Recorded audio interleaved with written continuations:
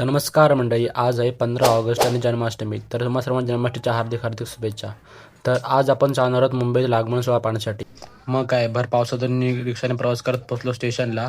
तिकडून पकडली ट्रेन आणि ट्रेन लावून भयंकर गर्दी होती आणि डायरेक्ट पोचलो परेलला. तर स्टेशनच्या बाहेर पडताच पावसाने केली सुरुवात. तर तिथेच आपल्या स्टेशनला थांबावं लागलं. तर पावसात थांबता स्टेशनसमोर मला एक दुकान दिसलं. मग पाऊस जाईपर्यंत घेतला समोरचा आस्वाद.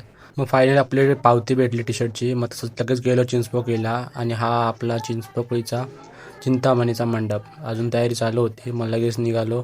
ब्रिज चढत चढत कशी ब्रिजवर पण खूप गर्दी होती आणि डायरेक्ट पोचलो चिंचपोकळीच्या चिंतामणीच्या गावात. आणि तिथे टी शर्ट घेण्याची भयंकर गर्दी होती. मग बोललो खूप वेळ जाणार. मग डायरेक्ट गेलो आगमन सोहळा बघायला आणि पोचलो गणसंकुलच्या बाहेर. गणसंकुलच्या बाहेर भयंकर गर्दी होती भक्तांची. ते पोहोचताच सुरुवात झाला खरा आगमन सोहळा.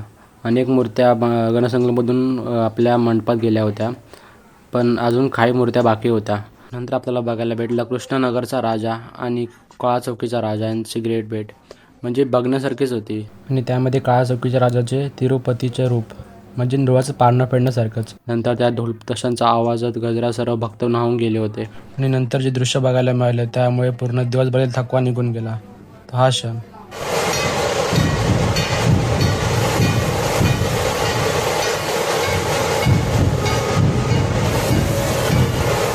तर हा नयनरम्य आगमन सोहळा आपल्या यूट्यूब चॅनलवरती अपलोड झाला आहे.